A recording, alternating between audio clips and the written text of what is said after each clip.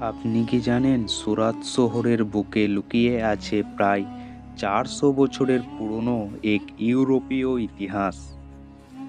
এই জায়গাটার নাম হচ্ছে ডাচ সেমেট্রি, যাকে আজ আমরা ডাচ গার্ডেন নামে চিনি।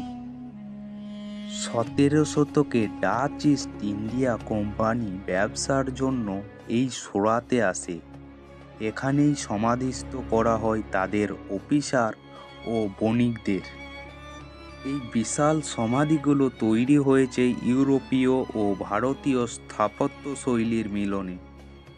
এখানে সবচেয়ে বিখ্যাত সমাধিটি হল Dutch governor van Adriaan van রিডের। আজও এই জায়গা দাঁড়িয়ে আছে নীরবে, বলে যায় সুরাতের গৌরবময় ঐতিহাস।